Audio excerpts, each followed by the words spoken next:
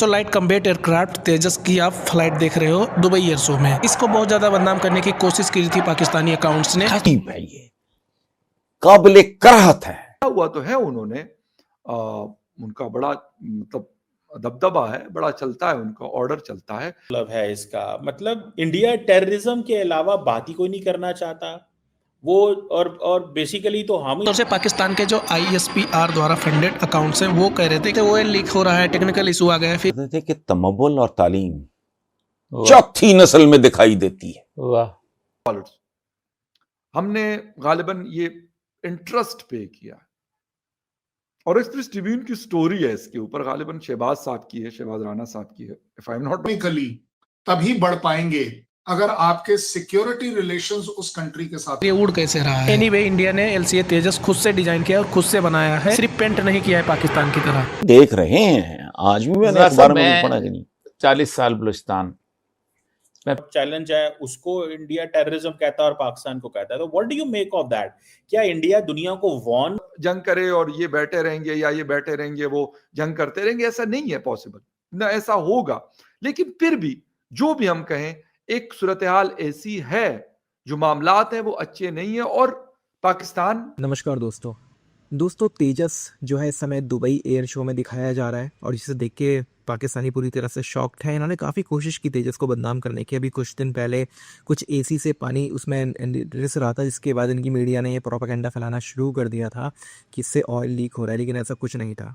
Condition ये है कि पाकिस्तान की अपनी कोई टेक्नोलॉजी नहीं है, कोई ऐसी औकात नहीं है कि ये बना पाए किसी भी तरह का जेट। और जो JF-17 उन्होंने चाइना से लिए हुए हैं उसको ये अपना बताते हैं, अपना बनाया हुआ बताते हैं। हालांकि इन्होंने सिर्फ उस पर पेंट किया है, इसके ज़्यादा इनकी औकात नहीं है। जो देश अपना एक सुई नहीं बनाता, एक मामूली कार या मोटरसाइकिल नहीं बना सकता है, वो फाइटर जेट कैसे बना लेगा। तो जिस तरह से ये अपनी आवाम को बिल्कुल एक घुट्टी पिलाते हैं, चूरन बेचते हैं, वैसे ही चूरन ये बेचने की कोशिश कर रहे हैं। उनकी कोशिश है कि भाई ये JF-17 कुछ बेच पाएँ दुनिया को, लेकिन वो पॉसिबल नहीं है, इनको कोई सीरियसली लेता नहीं है। आप इस सब के बारे में क्या सोचते हैं? कमेंट बॉक्स में ज़रूर लिखिएगा। वीडियो अच्छा लगे तो लाइक करें, शेयर करें, चैनल को सब्सक्राइब करना ना भूलें और बेल का आइकन प्रेस करते हैं लेटेस्ट नोटिफिकेशन में। आइए आगे बढ़ते हैं इस वीडियो में। मतलब ये है कि इसको इग्नोर ना करें। कंसेप्ट क्या मतलब है इसका? मतलब इंडिया टेररिज्म के अलावा बात ही कोई नहीं करना चाहता वो।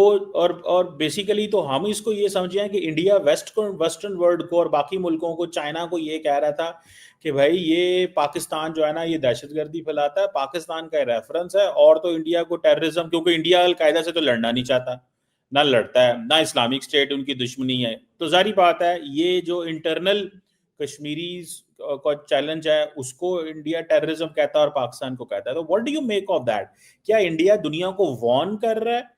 क्योंकि जो सबसे बड़े दहशतगर्द मुल्क इस वक्त अफगानिस्तान है, जहां पे दुनिया की सारी दहशतगर्द तंजीमें बैठी हैं, उनके ट्रेड मिनिस्टर तो आपके पास इंडिया में आए हैं आज। तो जरा इसमें कमेंट कीजिएगा कि ये जयशंकर साहब ने क्या कहा है। जी, वो ट्रेड मिनिस्टर वाला बात हम अलग से हैंडल कर लेंगे। इस समय पहले हम जयशंकर साहब ने जो एक बहुत ही रिस्पॉन्सिबल स्टेटमेंट दी है, और वो भी SCO में जाकर, SCO में एक्चुअली सिक्योरिटी रिलेटेड चीजें नहीं होती हैं। SCO was not created for that. SCO was actually created for trade and mutual development वगैरह वगैरह, इकोनॉमिक डेवलपमेंट। बट ज्यादा बड़ी बात यह है, ये इंडिया का शुरू से स्टैंड रहा है। किसी भी देश के साथ आप इकोनॉमिकली तभी बढ़ पाएंगे अगर आपके सिक्योरिटी रिलेशंस उस कंट्री के साथ अच्छे होंगे, एक बात।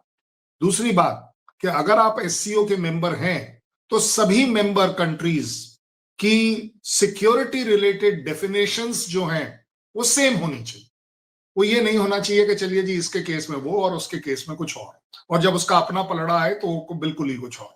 सो ये एक लेटेस्ट ट्रेंड चला है दुनिया में कि इस तरह के इंटरनेशनल प्लेटफॉर्म्स को इस्तेमाल कर कर कंट्री बाकियों को तो बताता है कि उसका क्या नजरिया है, उसका क्या कैरेक्टर है।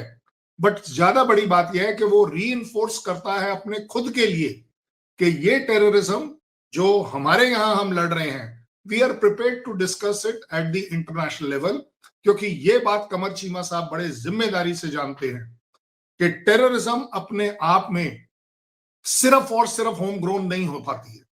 There is always a support from somewhere. चाहे वो फाइनेंशियल सपोर्ट बोल दीजिए, मॉरल सपोर्ट बोल दीजिए, रिलीजियस सपोर्ट बोल दीजिए, किसी भी तरह का सपोर्ट बोल दीजिए।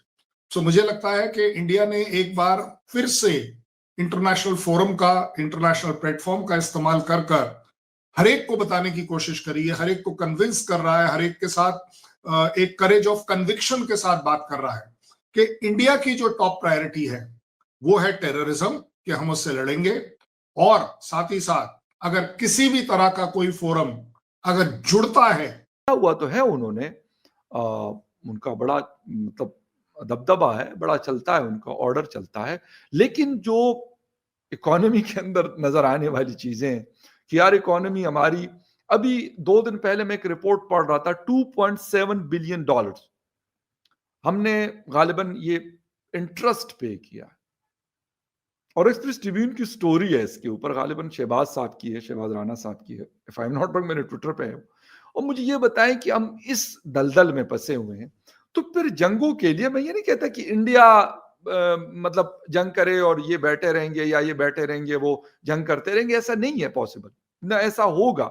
लेकिन फिर भी जो भी हम कहें, एक सूरत हाल ऐसी है, जो मामलात हैं वो अच्छे नहीं है, और पाकिस्तान को भी मेरे ख्याल सोचने की जरूरत है। जंगे तो करके देख ली, आगे भी देख लें, होगा क्या, रिजल्ट क्या होगा, क्या खत्म हो जाएंगी दोनों कंट्रीज, एक दूसरे को मार मार के मतलब जिसे कहते हैं जमीन बोझ कर देगी? मेरा नहीं ख्याल। 140 करोड़ अवाम वहां रहती है, 24-25 करोड़ या शायद प्लस इधर रहती है, और फिर इसके सराउंडिंग में भी करोड़ों की पॉपुलेशन वाली कंट्रीज है। कम पॉपुलेशन वाली कोई कंट्री नहीं है। अब बांग्लादेश की पॉपुलेशन ले लें, अफगानिस्तान की पॉपुलेशन ले लें, ईरान की पॉपुलेशन ले लें, चीन की पॉपुलेशन ले लें, यानी अगर इन सब की मिला दी जाए तो शायद आधी दुनिया की आबादी तो मेरे ख्याल में आसपास इधर ही रहती है, इसी 4-6 कंट्रीज के अंदर। तो इसीलिए सोचने की जरूरत है। लेकिन मैं अगर ये कहूं कि ये बयानात चलो जी दे दिए गए और इसको इग्नोर किया जा सकता है, तो इग्नोर नहीं किया जा सकता। इग्नोर इसलिए नहीं किया जा सकता कि भाई कल कला को मतलब वो कहेंगे, देखो हम अक्सर पढ़ते हैं ना कि मोदी है तो मुमकिन है, हम ये पढ़ते रहते हैं ये बात। तो भाई वो कहेंगे, हम तो कहते हैं भाई दिवादी साहब ने कह दिया और हमने कहा चलो जी बिस्मिल्लाह, चलो जी चढ़ दौड़ो। तो मसला ये है कि इस वक्त सिचुएशन जो रीजन की है वो भी अच्छी नहीं है। पाकिस्तान के अफगानिस्तान के साथ मामलात गड़बड़े, इंडिया और पाकिस्तान के दरमियान भी कुछ ज्यादा मजेदार काम नहीं चल रहा, बहुत खराब है। बल्कि ईरान के ऊपर सैंक्शंस हैं, अफगानिस्तान के ऊपर सैंक्शंस भी हैं, और साथ में मतलब बॉर्डर की बंदिश है पाकिस्तान के साथ, इंडिया के साथ हमारी बॉर्डर बंदिश है। तो ओवरऑल बहुत सारी चीजें चल रही। इसमें मेरे ख्याल जरूरत जिस चीज की है वो तो ये कि अगर अमन होता है, हालात नॉर्मलसी की तरफ आते हैं, तो शायद मतलब आगे बढ़ा जा सकता है। लेकिन फिलहाल दोनों तरफ से, मैं दोनों तरफ का वर्ड यूज करूं कि दोनों तरफ डाइड 50s में उनकी डेथ हो गई थी। वो एक बात कहा करते थे कि तमव्वुल और तालीम चौथी नस्ल में दिखाई देती है। वाह। 3 नस्लों के बाद तमव्वुल और तालीम। तो ये तो है ही है, अजीब व गरीब है, ये काबिल कराहत है। इससे नफरत भी नहीं, कराहत आती है। जो इस आज मैंने एक बात पढ़ी, हालांकि मैं नहीं इन चीजों में कोई इतना, आई एम नॉट प्रैक्टिसिंग, गुनाहगार सा घटिया सा मुसलमान हूं। मुअज्जिन को अजान के दौरान गोली मार दी गई, ये आज के अखबारों में खबर है।